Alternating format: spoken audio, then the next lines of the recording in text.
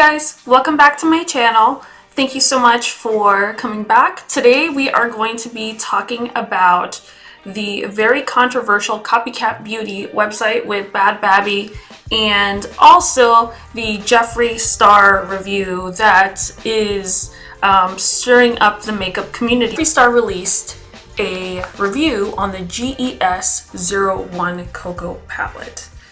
And the reason that it's stirring the makeup community is because it's claiming that it is the same product as the Too Faced chocolate palette. So the Copycat Beauty palette has 18 grams, whereas the Too Faced chocolate gold palette has 0.54 ounces, which is kind of a huge deal because if you do the math, which I will actually link here,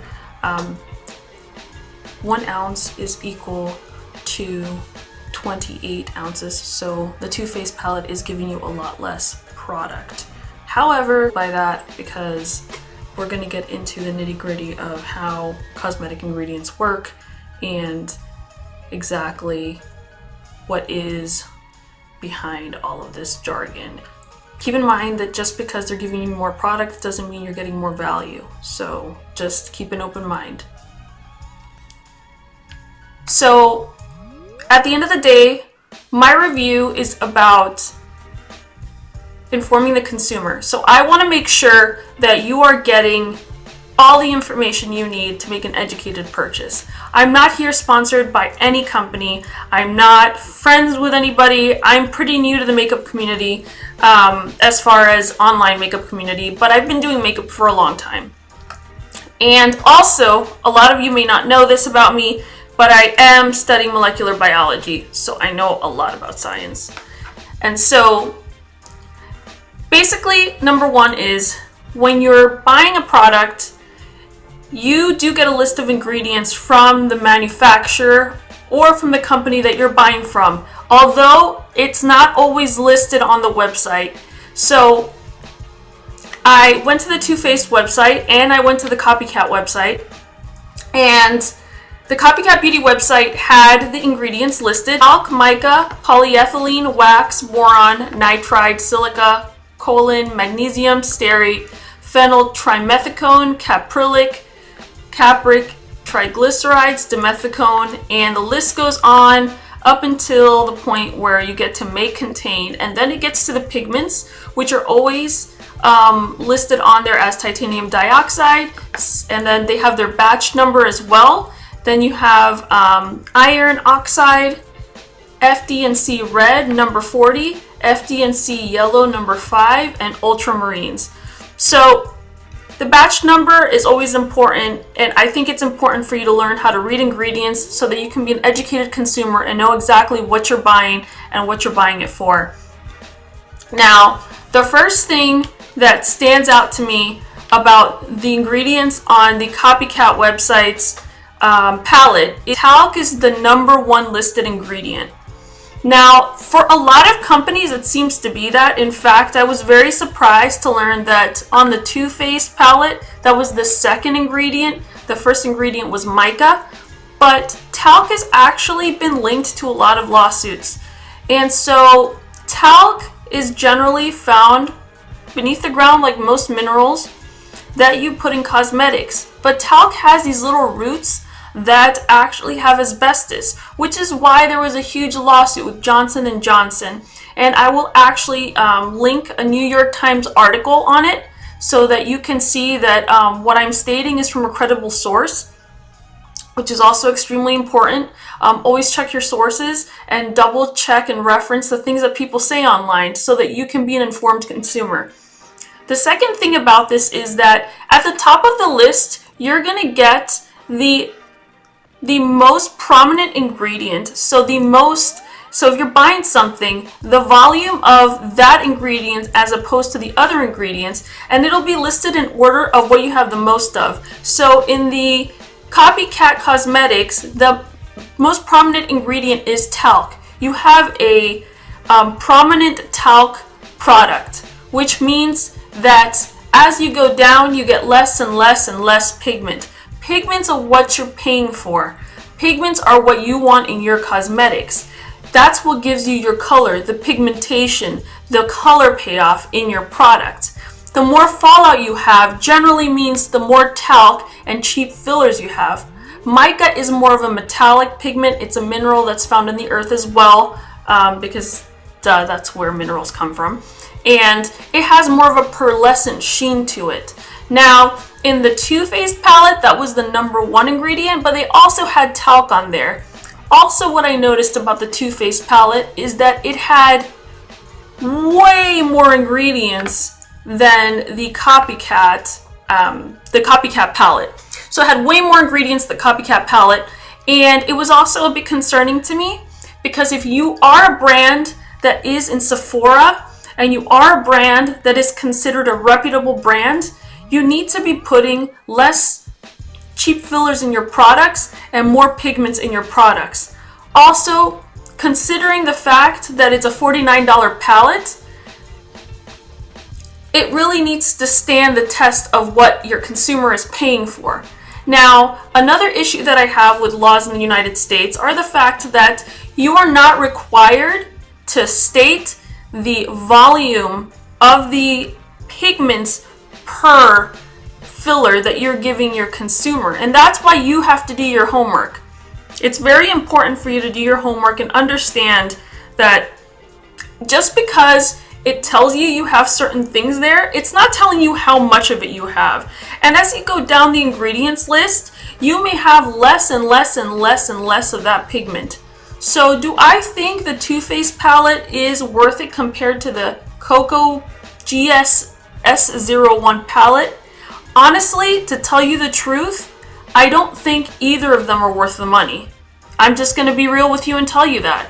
I think that yes, Too Faced is a reputable brand, and yes, it is produced in the US, and GS S01, the Cocoa palette from Copycat, is produced in China, and also you want to be careful with that because China's regulatory standards for cosmetics are not the same as the US, and so you're allowed to put a lot of cheap shit in your products and nobody will call you out on it. So you have to be really careful with that.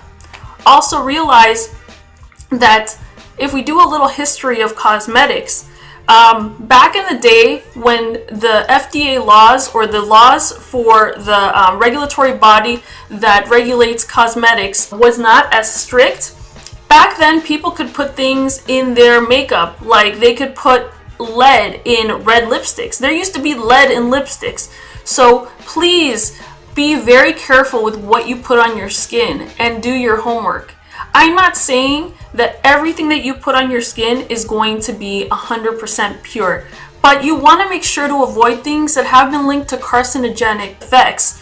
You don't want to put a carcinogen on your skin. I'm very surprised that the beauty community hasn't banned talc, to be completely honest, from beauty products, because we know that it does cause cancer. Now, yes, according to MSDS sheets, you have to have a certain amount of a product on your skin in order for it to cause a carcinogenic effect. However, asbestos has been linked even in the smallest amounts to cancer. You don't want to have women putting things on their face that cause cancer, do you? So why the hell hasn't this been regulated?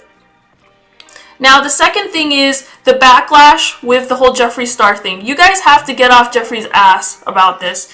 I think that Jeffree Star is an excellent beauty influencer.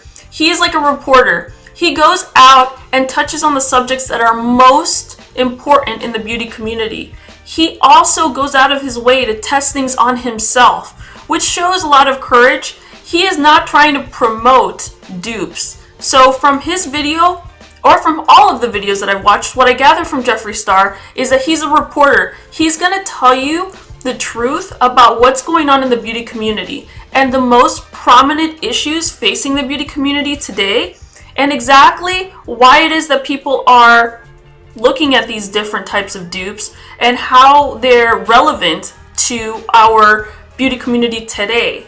So, you know, the beauty community is ever changing, it's evolving as we speak, and it is important for you guys to realize that a beauty influencer like Jeffree Star is trying to bring you important information and give you the tea or the most relevant information on why people are doing this, what is it like, is it worth it, is it not worth it. It's not promoting products made from China. In fact, I didn't seem like, when I saw his review, it didn't really seem to me that he was promoting anything.